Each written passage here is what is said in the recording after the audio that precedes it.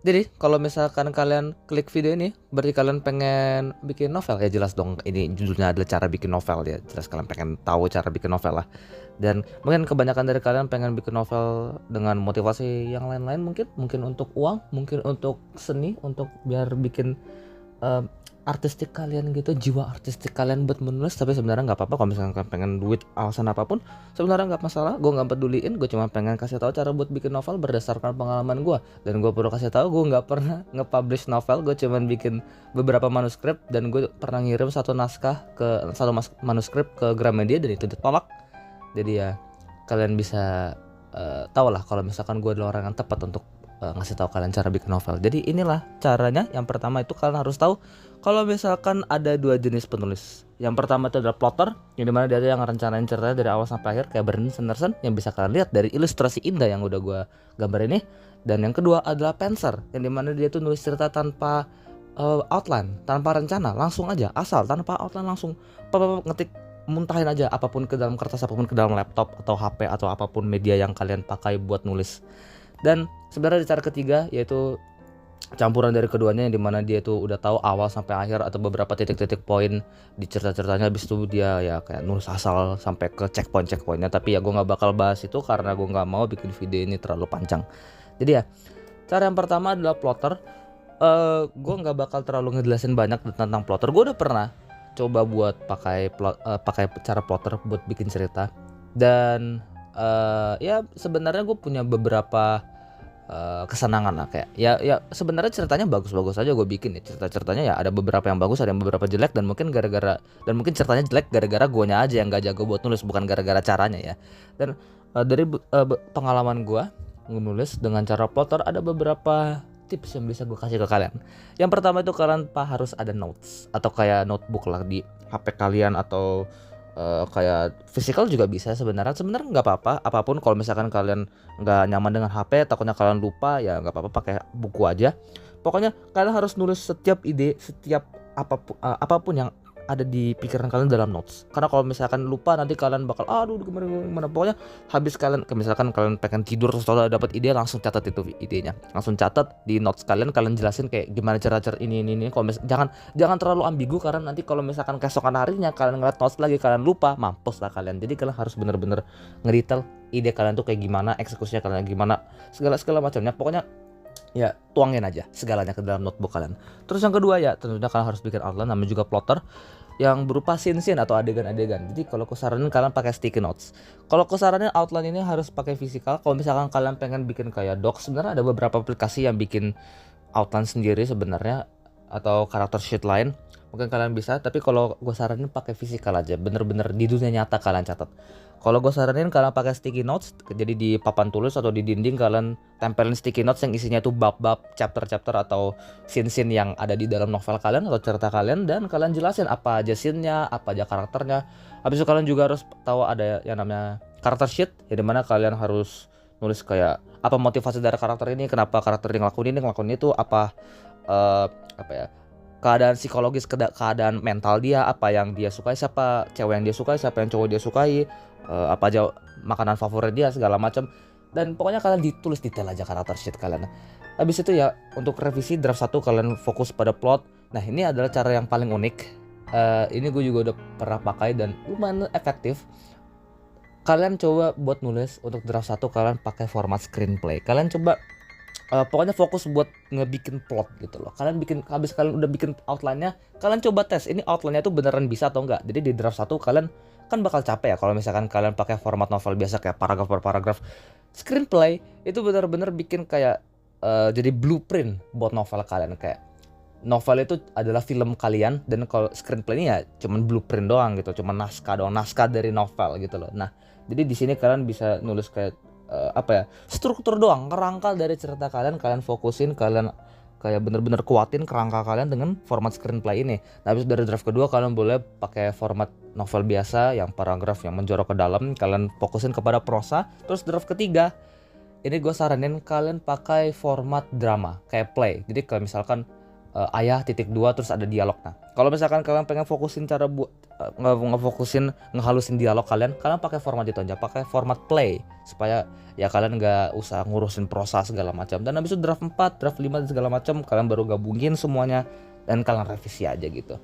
Tapi gue nggak bakal terlalu ngomong banyak tentang plotter karena sebenarnya gue tuh seorang penser. Gue tuh nggak terlalu suka buat ngeplotting, gue nggak terlalu suka nge-outlining. Menurut gue itu adalah hal terbosan dalam bikin cerita selain revisi. Nah jadi kalau misalkan penser, kalau gue saranin itu biasa mereka tuh mulai dari sebuah situasi atau adegan atau scene lah, lalu kalian tulis asal aja dari situ. Jadi kalian kayak nanam bibit di tanah, habis itu langsung tumbuh jadi pohon yang langsung kayak ya tergantung pohonnya itu busuk atau pohonnya itu cerah, pohonnya itu subur, ya tergantung dari kalian ngurusinnya gimana. Nah jadi draft pertama itu kalian tinggal tulis asal aja, kalian tulis aja asal, kalian ketik apapun, kalian muntahin segalanya dalam cerita, dalam laptop, dalam kertas kalian. Dan habis itu setelah draft 1 selesai, kalian tulis outline. Ya sekali lagi outline memang benar-benar harus ada. Dari dua cara, penser, plotter, kalian harus ada outline. Dan sebenarnya gue juga jujur nggak terlalu suka nge-outline karena itu adalah cara bosan, tapi ya ini supaya biar bikin cerita kalian lebih bagus lah. Dan setelah kalian udah bikin outline dari draft pertama kalian yang kayak muntahan kalian tinggal tweak aja. Kalian atur apa aja yang kalian gak terlalu suka, apa aja yang menurut kalian masih kurangin, mungkin endingnya agak kurang. Nah kalian perbaikin lah. Dan setelah outline-nya udah jadi, kalian tulis itu di draft kedua. Draft kedua kalian tulis, kalian fokusin ke prosa. Draft ketiga kalian fokusin ke dialog, pakai format drama kayak yang tadi gue udah jelasin di plotter dan segala macamnya. Draft keempat, draft kelima selesai, dan udah selesai gitu loh. Dan habis itu gue ada beberapa tips kalau misalnya kalian pengen penser, karena sekali lagi gue katakan kalau gue itu orang yang penser, gue nggak terlalu suka untuk plotter. Kalau misalnya kalian pengen nulis dengan penser, kalian harus fokusin pada satu karakter atau beberapa karakter. Jangan bikin cerita kalian berkembang liar. Ya penser itu punya prinsip ya, kalau misalkan memang cerita itu ya harus kayak bener-bener liar gitu loh, nggak kaku kayak plotter.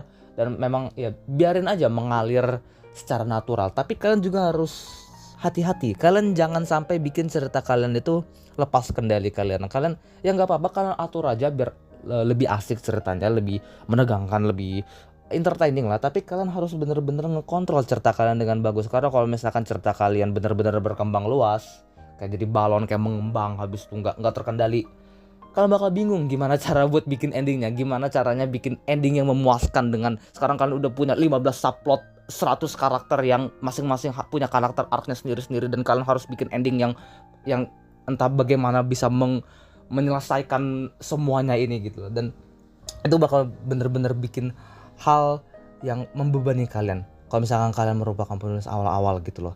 Jadi ya kalau aku saranin, kalian fokusin pada satu karakter atau beberapa karakter aja. Jangan kalian kayak asal-asal bikin ide kalian, oh gue dapet ide bagus nih langsung gue tulis. Jangan cuy.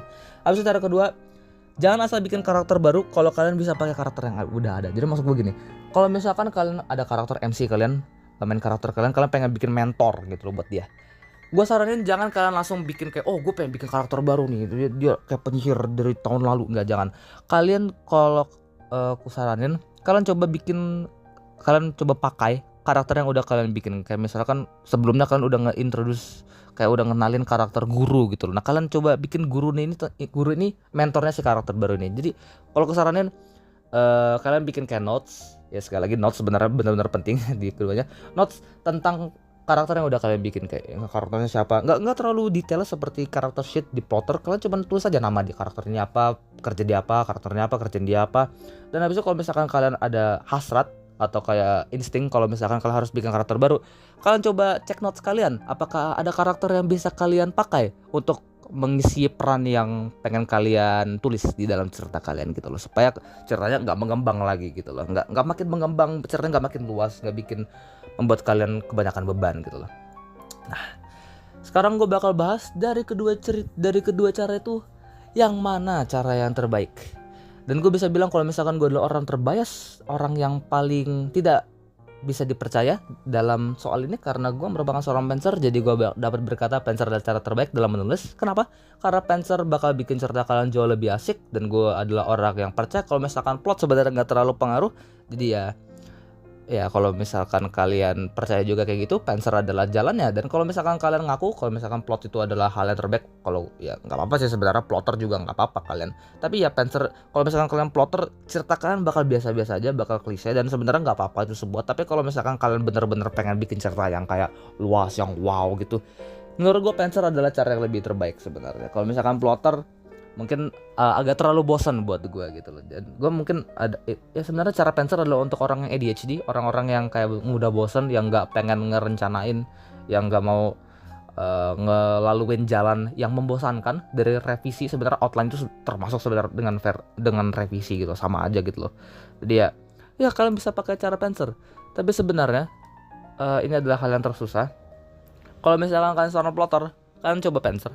Tapi kalau misalkan kalian seorang Pencer, ya kalian coba plotter. Kalian coba dua-duanya caranya, karena masing-masing cara pasti banyak cara menuju Roma, banyak jalan menuju Roma gitu loh. Jadi ya sebenarnya cerita terbaik yang bisa dibikin oleh plotter dan cerita terbaik yang dibikin oleh Pencer tuh nggak bakal ada yang lebih baik dari yang keduanya gitu loh. Masing-masing dari kedua cerita ini kalian bakal bingung mana yang cerita yang terbaik, mana cerita yang lebih bagus gitu loh. Karena masing-masing cerita adalah cerita yang terbaik gitu loh. Jadi ya sebenarnya ini nggak penting sebenarnya. Video ini adalah video paling nggak penting yang kalian tonton. Iya, sebenarnya nggak guna kalian mikirin cara apa yang harus kalian pakai plotter atau Pencer segala macam. Itu sebenarnya nggak penting. Asalkan kalian tahu apa yang kalian lakuin, ya cerita kalian bakal bagus. Ya jadi ya, apa saran gue? Coba aja nulis, coba aja dua-duanya, coba aja plotter, coba aja Pencer. Kalau kalian udah nyaman dengan plotter, coba Pencer. Kalau kalian nyaman dengan Pencer, coba plotter. Gue udah coba cara dua-duanya dan gue nyaman dengan Pencer. Jadi ya gue selama ini nulis cerita ya pakai Pencer. Kalian ya eksperimen aja. Asalkan kalian sekali lagi, asalkan kalian tahu apa yang kalian lakuin, ya cerita kalian bakal bagus aja gitu loh. Dan itu aja yang pengen gue omongin, dan tetaplah menulis. Bye bye.